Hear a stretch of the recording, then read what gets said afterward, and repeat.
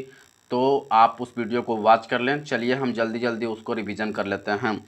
तो प्लेटलेट को बिम्बाणु बोला जाती है, जैसा कि आप जानते ही हैं। इसको थ्रोम्बोसाइट भी बोला जाती हैं। इसका काम होती है ब्लड को थक्का बनाना। अगर ब्लड निकल रहा है तो निकलने नहीं देता है ये। क्या ये जो ब्लड जो निकल रहा होती है तो ये निकलने नहीं देता है कौन? प्लेटलेट। तो प्लेटलेट का काम क्या होती हैं? ब्लड को थक्का जमाना, आखिर जहाँ से ब्लड निकल रहा है वहाँ पर जमा देना, यही इसका काम होता है। अगर इसका जीवन काल की बात करते हैं तो 4 से 5 दिन होती हैं। 4 से 5 दिन में ये मर जाता है और कहाँ चला जाती हैं? जैसा कि आप जानते हैं कि ये ब्लड जब मरता है तो ये कहाँ चला जाता है? तो आपको पता होगा कि आरबीसी का कब्र किसे बोला जाती है? स्प्लीन को बोला जाती है। यानी कहाँ चला जाएगा? ये स्प्लीन में जाती हैं। ये ऑलरेडी हम पार्ट फर्स्ट में बता दिए हैं। तो इसका जीवन काल की बात करेंगे 4 से 5 दिन होती हैं। अगर घर संख्या की बात करेंगे तो 2 से 3 लाख होती हैं। याद रखेंगे कि प्लेटलेट की संख्या कितना होती हैं? 2 से 3 लाख होती हैं। हम ये भी बताया था कि अगर 80,000 से कम अगर प्लेटलेट डॉक्टर जांच में बताते हैं तो इसका मतलब एक बीमारी आपको है जिसका नाम है डेंगू। यानी डेंगू बीमारी में इसकी संख्या कितनी हो जाती है? डेंगू बीमारी में इसकी संख्या घटकर 80,000 से भी कम हो जाता है। तो ब्लड ग्रुप प्लेटलेट हम बताए, इतना ही हम बताए थे प्लेटलेट में। फिर हम लिम्फ बताए थे। लिम्फ का क्या होती हैं? लिम्फ का हिंदी होती है लसिका। इसका कलर जो होती हैं पीला कलर का होती हैं। चूँकि इसमें हीमोग्लोबिन नहीं होती हैं इसीलिए इसका पीला कलर का होता है। इसका जो लसिका बहुत सा शरीर में बहुत सारा लसिका ग्रंथि होती हैं जिसका मार्ग होती हैं कोशिका से हृदय की ओर। यानी कि इसमें CO2 की मात्रा ज़्यादा होगा। मैं इसे अच्छा तरह से समझाया था, लगभग 5 से 7 मिनट इसको समझाने का प्रयास किया था। तो पिछला वीडियो मेरे ख्याल से आपको देखना चाहिए। बहुत ही अच्छा अगर कॉन्सेप्ट से बताए थे। अगर वो वीडियो अगर नहीं देखिएगा तो, क्योंकि ये रिवीजन है, हम तो फटाफट इसमें करने वाले हैं, जल्दी जल्दी समझाने वाले, जल्दी जल्दी करने वाले हैं क्योंकि हम समझा रखे हैं इसको। ठीक है, तो आप ज्वाइन कर लीजिए, चैनल से जुड़ जाइए ताकि आपको जैसे ही वीडियो अपलोड हो तो आप उस चीज़ को कन्वर्ट कर सकें। रिवीजन के साथ साथ आपका अंडरस्टैंडिंग अच्छा ढंग से हो पाएगा। तो चलिए, इसका काम क्या होती है लसिका को? लसिका संक्रमण से बचाता है। अतिरिक्त जो जल है हमारे बॉडी में उसको अवशोषित करने का काम करती हैं। लसिका में ऑक्सीजन के बजाय CO2 ज़्यादा होता है। जैसा कि जानते हैं कि लसिका जो होती हैं वो कोशिका से हृदय की ओर जाती हैं। इसका मतलब होती हैं कि वो अशुद्ध ब्लड होता है। कैसा ब्लड होती हैं? अशुद्ध ब्लड होती है। इसका काम एक और होती हैं, घाव भरने का काम भी लसिका का ही होती हैं। अगर लसिका बहुत ज़्यादा बन रहा है तो घाव आपका जल्दी ठीक हो जाएगा। अगर आपका लसिका नहीं बन रहा है तो जल्दी घाव बहुत कम देरी में सूखेगा, भरेगा। तो याद रखिएगा, अगर घाव भर नहीं रहा है तो किसकी कमी है? लसिका ग्रंथि आपका काम नहीं कर रहा है। लसिका का फ्लो बहुत कम है जिसके वजह से क्या होता है? घाव सूखने में या घाव ठीक होने में समय लगता है। तो ये सब हम बता दिए थे। फिर बताए थे कि लसिका जो होती हैं वो आरबीसी और प्लेटलेट में नहीं होता है। याद रखें, ये लसिका जो होती हैं आरबीसी, न तो आरबीसी में होती हैं और न ही प्लेटलेट में होती है। एक बीमारी का नाम हम बताए थे पोलियो। पोलियो बीमारी में कौन सा तंत्र प्रभावित होती हैं? तो याद रखेंगे, पोलियो बीमारी में लसिका तंत्र प्रभावित होती हैं। कौन सा होती हैं? लसिका तंत्र प्रभावित होती हैं। फिर हम ब्लड क्लॉटिंग बताए थे। ब्लड क्लॉटिंग क्या होती हैं? ब्लड अगर जहाँ से निकल रहा है वहाँ पर क्लॉट हो जाना यानी जम जाना, क्या होती हैं? ब्लड क्लॉटिंग होती हैं। ब्लड क्लॉटिंग अगर 2 से 5 मिनट में होता है तो एक प्रोसेस होती है जिसे हम कैस्कल प्रोसेस बोला जाती है। थक्का कैसे बनता है उसका प्रोसेस होती हैं। सबसे पहले जहाँ पर कटता है वहाँ से शरीर से बाहर रक्त आता है। शरीर से बाहर जैसे ही रक्त आता है तो रक्त वायु के संपर्क में आती हैं, जिस कारण रक्त के अंदर जो होती हैं थ्रोम्बोसाइट कन्वर्ट हो जाती हैं, थ्रोम्बोप्लास्टिन में कन्वर्ट हो जाती हैं। थ्रोम्बोसाइट किसको बोला जाती हैं? थ्रोम्बोसाइट आपको प्लेटलेट को बोला जाती हैं। प्लेटलेट का ही दूसरा नाम क्या होती हैं? थ्रोम्बोसाइट होती हैं। ये जब ब्लड जब निकल रहा होती हैं तो हवा के संपर्क में जैसे ही जाएगा तो ये क्या बन जाएगा? थ्रोम्बोप्लास्टिन बन जाता है। थ्रोम्बोप्लास्टिन जो होती हैं वो कैल्शियम से प्रतिक्रिया करती हैं और कैल्शियम से प्रतिक्रिया करके जो ब्लड में प्लाज्मा वाले भाग में जो प्रोथ्रोम्बिन बताए थे वो प्रोथ्रोम्बिन से क्रिया कर लेती हैं और क्रिया करके किस में कन्वर्ट हो जाती थी? ये किस में हो जाती थी? तो थ्रोम्बिन में कन्वर्ट हो जाती थी। तो थ्रोम्बिन के बाद किस में कन्वर्ट होता है? तो थ्रोम्बिन के बाद जो प्लाज्मा वाले भाग में ही हम फाइब्रिनोजन देखे थे, उससे क्रिया करती हैं, जिसके फलस्वरूप फाइब्रिन बनती हैं। और हम ये भी बताए थे कि फाइब्रिन की रचना कैसी होती है। फाइब्रिन के जो कंस्ट्रक्शन होती हैं वो किसके जैसा होती हैं, एक जालीनुमा होती हैं, जाली के समान होती हैं। जब ब्लड जहाँ से निकल रहा होता है, अगर ये पहुँच जाता है वो जालीनुमा आकृति वाला चीज़, तो उसमें आरबीसी डब्ल्यूबीसी आकर फंस जाती हैं। और वहाँ फंस जाएगा तो वो क्या कर देगा, वहाँ पर क्लॉट कर देगा, वहाँ पर जमा देगा। तो ब्लड कैसे जमता है ये भी हम बता दिए हैं। तो वहाँ पर जाइए थर्ड पार्ट में, वहाँ पर हम ऑलरेडी बताए हुए हैं। फिर हम बताया था रक्त के स्कंदन में जो पदार्थ होती हैं वो कौन कौन होती हैं। आप सिर्फ जानते हैं विटामिन बी होती हैं, विटामिन के होती हैं, विटामिन के होती हैं। विटामिन के तो होता ही है, साथ में और चीज़ हम बताए थे। जिसे अगर बोलेगा कि ब्लड में अगर ब्लड को क्लॉट करना है, अगर विटामिन पूछे तो आपको के मारना है। अगर आपको रुधिराणु पूछेगा कि आरबीसी डब्ल्यूबीसी प्लेटलेट में कौन हिस्सा लेते हैं, तो प्लेटलेट लेते हैं। अगर हम तत्व की बात करेगा कि कौन सा तत्व होती हैं, तो आपको बताना पड़ेगा कैल्शियम होती हैं।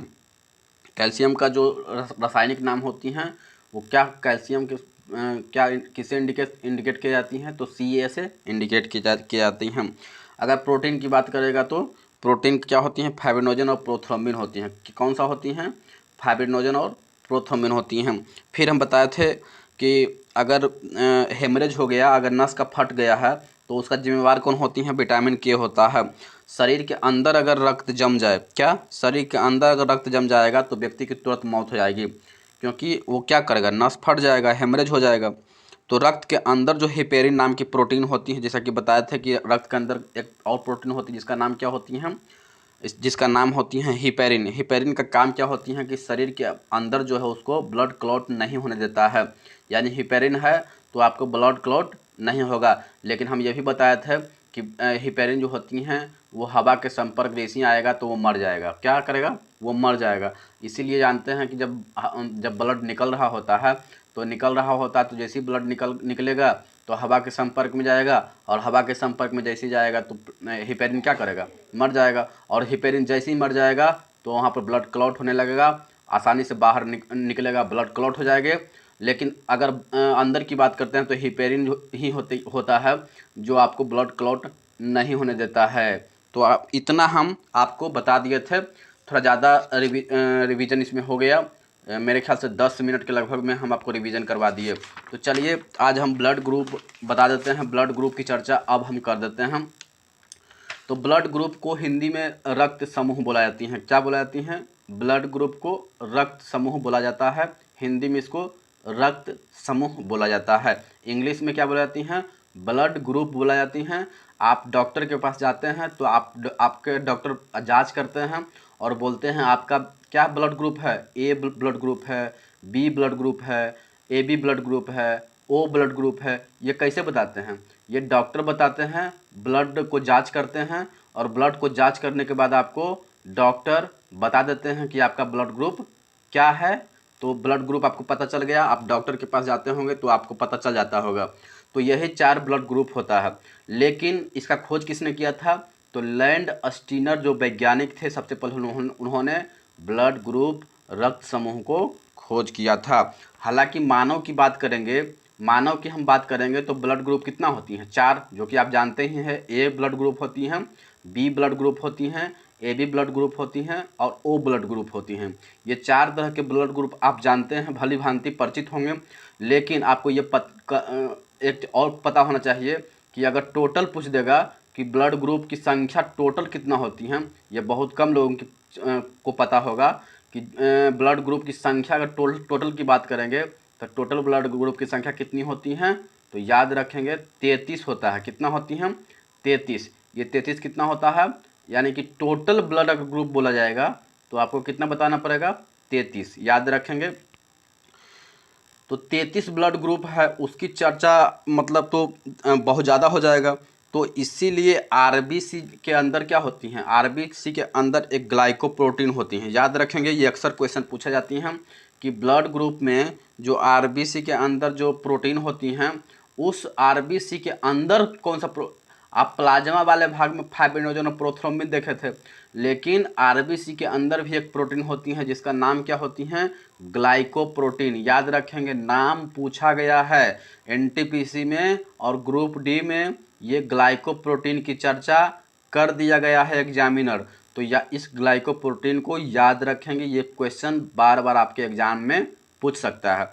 तो आरबीसी के ही अंदर क्या होती हैं, एक ग्लाइकोप्रोटीन होती हैं। एंटीजन साहब जो थे, लैंडस्टीनर साहब जो थे, उन लैंडस्टीनर इसको ग्लाइकोप्रोटीन को का दूसरा नाम क्या बताया है, एंटीजन बताया है। जो आरबीसी के अंदर जो ग्लाइकोप्रोटीन होता है ना, तो लैंडस्टीनर ने क्या बताया, इसको एंटीजन नाम दे दिया। तो आप क्या बोलते हैं कि अगर जब ब्लड ग्रुप की जांच करते हैं तो डॉक्टर क्या आरबीसी को जांच करते हैं, डब्ल्यूबीसी की जांच करते हैं या प्लेटलेट की जांच करते हैं। तो याद रखेंगे, चूंकि एंटीजन कहाँ था, आरबीसी के अंदर एक प्रोटीन था, अरे ग्लाइकोप्रोटीन था, तो ग्लाइकोप्रोटीन को नाम क्या दे दिया गया, एंटीजन नाम दे दिया गया। किसने दिया था, तो लैंडस्टीनर ने। तो यही तो एंटीजन है, क्या यही तो एंटीजन है। यानी कि एंटीजन किस में होता है, आरबीसी के अंदर होती हैं। यानी जब ब्लड ग्रुप की जांच होगा तो आरबीसी की भूमिका बहुत ज़्यादा होगा। अब एंटीजन के ही आधार पर लैंडस्टीनर ने 4 भाग में विभाजित किया, जिसे आप लोग जानते हो। क्या जानते हो, blood group A, blood group B, blood group A B, blood group O. यानी 4 तरह के ही ब्लड ग्रुप होती हैं, जिसमें एंटीजन ए होगा, याद रखेंगे, जिसमें एंटीजन ए होगा वह ब्लड ग्रुप ए होगा। जिसमें एंटीजन बी होगा ब्लड ग्रुप बी होगा। जिसमें एंटीजन ए बी होगा ब्लड ग्रुप ए बी होगा। लेकिन जिसमें एंटीजन होगा ही नहीं तो वो क्या होगा, ओ ब्लड ग्रुप होगा। यानी ओ ब्लड ग्रुप ही होता है जिसमें एंटीजन नहीं होता है।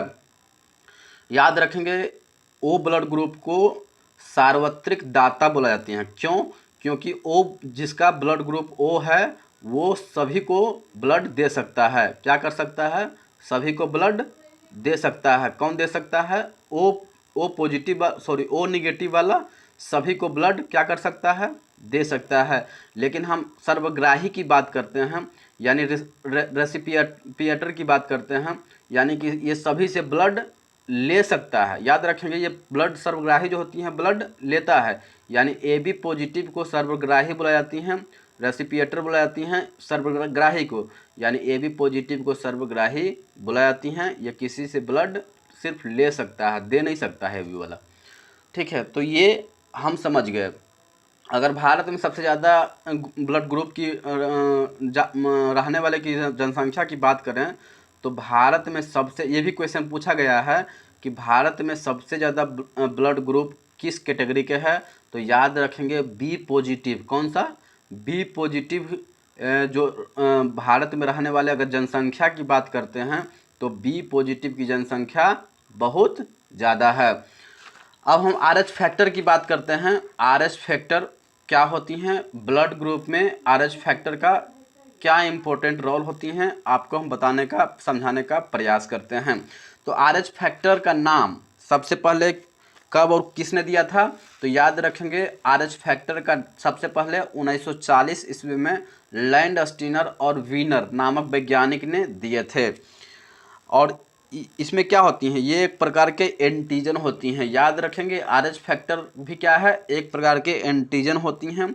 और सबसे पहले इस तरह के एंटीजन किस में देखा गया था, तो इस तरह के जो एंटीजन था वो रीसस नाम के बंदर में देखा गया था। याद रखेंगे, ये पूछा गया क्वेश्चन है कि 1940 ईस्वी में लैंडस्टीनर तथा वीनर ने आरएच फैक्टर दिया, उसमें किस तरह के चीज़ों में सबसे पहले पाए गए थे, तो आपको बताना है बंदर में पाया गया था। तो आरएच फैक्टर में 1940 में लैंडस्टीनर और वीनर साहब ने आरएच फैक्टर दिया। ये एक प्रकार के एंटीजन होती हैं जिसमें सबसे पहले रीसस नामक बंदर में देखा गया था। अब आरएच फैक्टर में हम 2 तरह के चीज़ को देखते हैं। एक तो आरएच प्लस यानी आरएच प्लस वाले होगा और एक क्या होगा, आरएच माइनस वाला होगा। अगर हम भारत की बात करते हैं तो भारत की बात करेंगे तो भारत में सबसे ज़्यादा अगर लोग की बात करेंगे तो 95% ऐसे लोग हैं जो RH पॉजिटिव हैं। यानी RH पॉजिटिव की बात करते हैं तो लगभग 95% लोग हैं जिनमें RH प्लस पाया जाता है। फिर हम ट्रांसफ्यूशन ऑफ ब्लड की बात करते हैं कि ट्रांसफ्यूशन ऑफ ब्लड मतलब ब्लड हम किसको दान कर सकते हैं, कैसे दान कर सकते हैं, कैसे किसी को हम ब्लड दे सकते हैं। तो जब किसी व्यक्ति को बाहर से ब्लड दिया जाता है, याद रखें, जब किसी व्यक्ति को जब बाहर से ब्लड दिया जाता है तो उसी को क्या बुलाती हैं, हिंदी में रक्त का आधान बोलते हैं, और दूसरा में इंग्लिश में क्या बोलती हैं, ब्लड डोनर इसे बोला जाती हैं। यानी कि ब्लड जिसको दिया जाता है उसको ब्लड डोनर बोला जाती हैं। यानी ट्रांसफ्यूशन ऑफ ब्लड में जो होता है, व्यक्ति को डॉक्टर साहब क्या करती हैं, बाहर से ब्लड चढ़ाई जाती हैं उस व्यक्ति को, उस मरीज को बाहर से ब्लड चढ़ाई जाती हैं और उसी को क्या बुलाती हैं, रक्त का आधान बोला जाता है। ब्लड बैंक में 40 डिग्री फ़ारेनहाइट पर क्या ब्लड ग्रुप में ब्लड बैंक जो होती हैं उसमें 40 डिग्री फ़ारेनहाइट पर ब्लड रखा जाता है। एक बार में अगर कोई व्यक्ति अगर दान करना चाहता है ब्लड, तो याद रखें एक बार में आप मात्र 200 ml तक ब्लड डोनेट कर सकते हैं। यानी एक बार में आप कितना ब्लड डोनेट कर सकते हैं, याद रखेंगे आप एक बार में 200 ml ही ब्लड डोनेट कर सकते हैं। डॉक्टर जो डोनेट करते हैं, ब्लड जो चढ़ाते हैं डॉक्टर, वो आपके बॉडी से 200 ml एक बार में निकाल सकते हैं और मरीज को क्या कर सकते हैं, चढ़ा सकते हैं।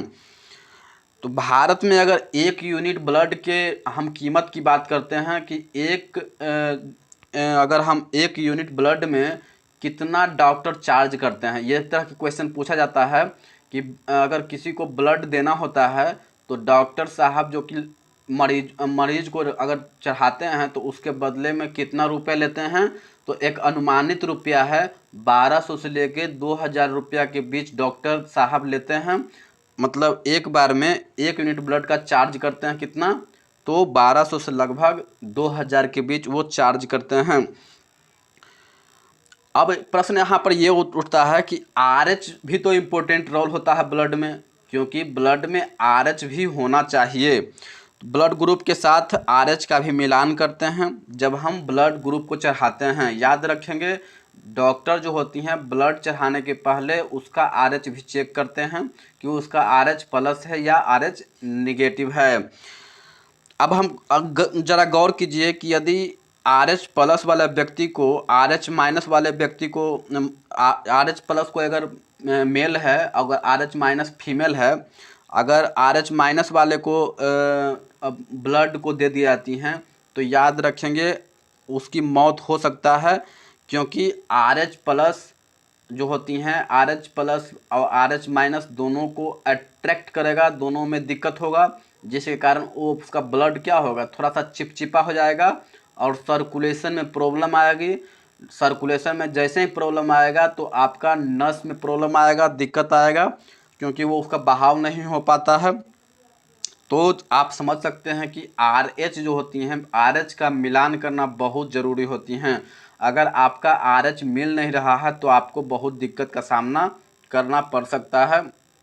यदि आपका RH प्लस है और दूसरे का RH माइनस है तो उस स्थिति में जो ब्लड होती हैं अधिक बहुत ज़्यादा चिपचिपा हो जाती हैं और सर्कुलेशन में प्रॉब्लम हो जाती हैं। तो RH डॉक्टर क्या करती हैं, जब ब्लड को चढ़ाते हैं डॉक्टर तो आपके ब्लड ग्रुप तो देखते ही हैं, साथ में आपका RH भी देखते हैं कि RH का मिलान सही है या नहीं है।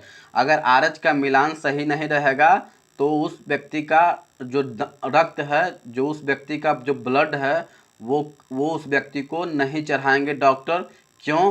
क्योंकि जैसे ही वो ब्लड चढ़ेगा और ब्लड जैसे ही चिपचिपा हो जाएगा, बहाव की स्थिति नहीं रहेगा, तो आप वो व्यक्ति की जान भी जा सकती है।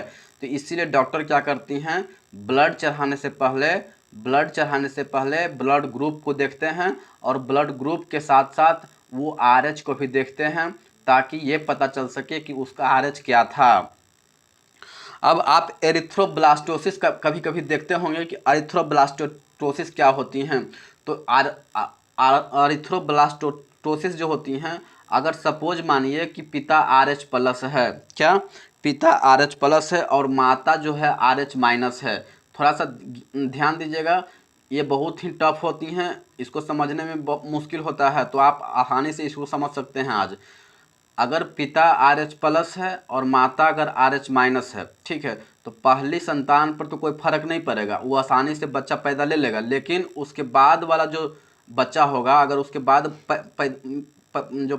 बच्चा पैदा लेता है, वो कैसा पैदा लेगा, वो या तो मरा हुआ पैदा लेगा, या मरे हुए अगर जन्म लेने के तुरंत बाद ही वो क्या होगा, मर जाता है। क्या हो जाता है, मर जाता है। क्यों? क्योंकि वो एरिथ्रोब्लास्टोसिस में ये देखा जाती हैं, डॉक्टर ये जांच करते हैं, उस मेल और फीमेल को जांच करते हैं, उसका RH जांच करते हैं। चूँकि पिता अगर RH है और माता भी RH होना चाहिए, तभी संभव है। अगर पिता RH प्लस है और माता अगर RH माइनस है, तो पहला संतान जो होगा उस पर कोई दिक्कत नहीं होगा। लेकिन दूसरा जो संतान होगा वो या तो मरा हुआ पैदा लेगा, या तो उस जब जन्म लेने के बाद ही वो मर जाता है।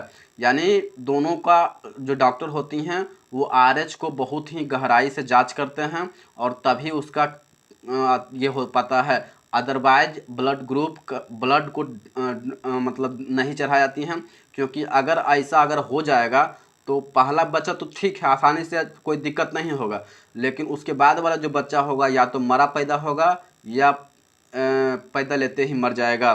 तो आपको आज ब्लड ग्रुप हम अच्छा तरह से समझाने का प्रयास किए।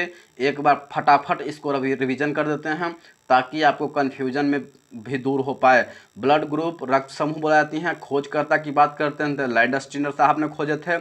जानते हैं, आप जानते हैं कि 4 तरह के ब्लड ग्रुप होती हैं। हालांकि कुल ब्लड ग्रुप की अगर पूछा जाता है आपसे कि कुल ब्लड ग्रुप कितना होता है, तो याद रखेंगे 33 ब्लड ग्रुप होती हैं। बहुत सारे जो रक्त समूह होती हैं, इसी विभिन्नता के कारण RBC में एक प्रोटीन पाई जाती हैं, जिसे हम ग्लाइकोप्रोटीन बोलती हैं। लैंडस्टीनर साहब ने इसको एंटीजन नाम दे दिया। यही एंटीजन किस में होती हैं, ब्लड ग्रुप में होती हैं। अगर मान लीजिए कि एंटीजन A होगा, तो डॉक्टर बता देंगे कि आपका ब्लड ग्रुप क्या है, A है। अगर एंटीजन B होगा, तो डॉक्टर साहब बता देंगे कि ब्लड ग्रुप क्या है आपका, B है। अगर एंटीजन AB होगा, तो डॉक्टर साहब आपसे ये बोलेंगे कि भाई आपका ब्लड ग्रुप AB है।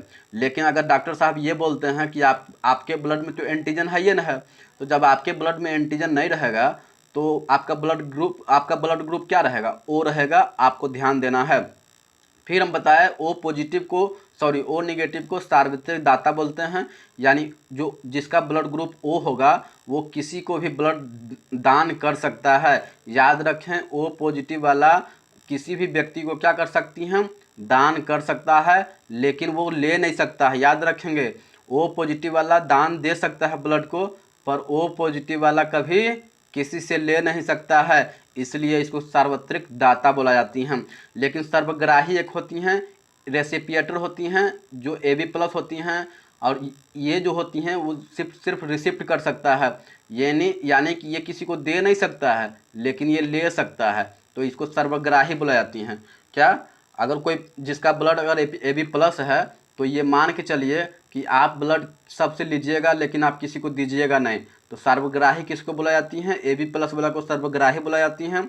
और O पॉजिटिव वाला क्या बोलती हैं, सार्वत्रिक दाता। यानी O राजा होती हैं और AB गरीब होता है। ऐसे आप समझ सकते हैं। चूँकि O राजा क्यों बोले हम, O राजा इसलिए बोले क्योंकि वो किसी को भी ब्लड दे सकता है। लेकिन AB गरीब क्यों बोल रहे हैं, क्योंकि वो किसी से भी ब्लड लेगा, लेकिन दे नहीं सकता है। इसलिए हम क्या बोले, सर्वग्राही। AB को हम सर्वग्राही बोले क्योंकि वो हमेशा किसी सबसे ले सकता है, लेकिन किसी को दे नहीं सकता है। लेकिन O वाला हमेशा सबको दे सकता है, लेकिन ले नहीं सकता है। ठीक है, तो ये हम बताए थे। फिर RH फैक्टर बताए, 1940 में लैंडस्टीनर विनर आया। फिर एंटीजन एक प्रकार की होती हैं, रिसर्च बंदर में पाया गया। RH 2 तरह की होती हैं, RH+, RH-। फिर हम ये भी बताया कि अगर RH+ वाला व्यक्ति को RH+ वाला ही दे सकता है, RH- वाले व्यक्ति को RH- वाला ही दे सकती हैं। ये नहीं कि RH+ वाला RH- वाले दे दे, तो वो मर जाएगा। वो बंदा क्या करेगा, RH माइनस वाला वो मर जाएगा। अगर RH प्लस वाला बंदा को RH माइनस वाले बंदे को दे देगा ब्लड, तो RH माइनस जिसका ब्लड रहेगा वो मर जाएगा। क्या करेगा, तुरंत मर जाएगा। तो ट्रांसफ्यूजन ऑफ ब्लड भी हम देखे थे क्या, जब किसी व्यक्ति को बाहर से रक्त दी जाती हैं तो रक्त का आधान इसको बुला जाती हैं। ब्लड बैंक में 40 डिग्री फ़ारेनहाइट पर ब्लड को रखा जाता है। एक बार में डॉक्टर आपको 1 यूनिट ब्लड डोनेट कर सकते हैं। 1 यूनिट ब्लड 200 ml होती हैं, यानी डॉक्टर 200 ml क्या कर सकते हैं, ब्लड को डोनेट एक बार में कर सकते हैं। फिर भारत में अगर 1 यूनिट ब्लड का कीमत की बात करते हैं कि डॉक्टर कहीं कहीं लेते हैं तो कितना चार्ज करते हैं, तो याद रखें कहीं कहीं ये 1200 चार्ज करते हैं और कहीं कहीं ये 2000 भी चार्ज करते हैं, लेकिन कहीं कहीं ये 2500 तक रुपया जा सकता है। तो इसका कोई ये नहीं है कि आपको 1200 बोल दिया गया है तो 1200 ही लेगा, या 2000 बोला जाता है तो 2000 ही लेगा, आपको 2500 रुपया भी ले सकता है। फिर हम बात किए ओ निगेटिव को क्या बोलाती हैं, सार्वत्रिक दाता बोला जाती हैं, सर्वग्राही AB प्लस को। फिर हम एरिथ्रोब्लास्टोसिस बताए। एरिथ्रोब्लास्टोसिस में क्या हम सीखे कि पिता भैया RH प्लस होना चाहिए और माता अगर RH माइनस है तो भैया पहला जो संतान होगा उस पर कोई तो दिक्कत नहीं होगा, लेकिन याद रखें दूसरा बच्चा होगा तो या तो मरा हुआ पैदा लेगा या पैदा लेते ही मर जाएगा। क्या होगा, पैदा लेते ही मर जाएगा। इसलिए डॉक्टर साहब क्या करती हैं, इसलिए डॉक्टर साहब ब्लड को चढ़ाने से पहले ब्लड को RH चेक करते हैं कि उसका RH क्या है। अदरवाइज क्या होगा, अगर डॉक्टर चेक नहीं करेंगे तो महिला की मौत शर्तिया हो जाएगा। क्यों हो जाएगा, क्योंकि उसका जो RH है क्या है, निगेटिव है, और पिता का RH क्या है, पॉजिटिव है। तो निगेटिव और पॉजिटिव में क्या होगा, लड़ाई हो जाएगा। तो पहला संतान में तो कोई दिक्कत नहीं होगा, लेकिन दूसरा संतान पैदा लेते हैं क्या होगा, मर जाएगा। तो हम इस तरह से समझाने का भरसक कोशिश किए, आपको 100% देने का कोशिश किए। तो आप बताइए वीडियो कैसा लगा, अच्छा लगा चैनल से जुड़ जाइए, चैनल को सब्सक्राइब करके ऑन कर लीजिए, ताकि आपको हर तरह के कॉन्सेप्ट को मैं पूरा कर पाऊँ। किसी भी तरह का क्वेश्चन आपसे छूट ना पाए। एक भी क्वेश्चन छूट जाएगा इसकी गारंटी हम देते हैं, आपसे एक भी क्वेश्चन छूट नहीं पाएगा, क्योंकि कॉन्सेप्ट ऐसा जो सीखने का जो हमेशा सीख मिले वो कॉन्सेप्ट से कभी भी आपको क्वेश्चन छूट नहीं सकता है। तो चैनल से जुड़ जाइए, चैनल को सब्सक्राइब करके बेल आइकन ऑन कर लें। अभी के लिए इतना ही, फिर मिलेंगे अगले वीडियो में। जय हिंद, जय भारत, वंदे मातरम।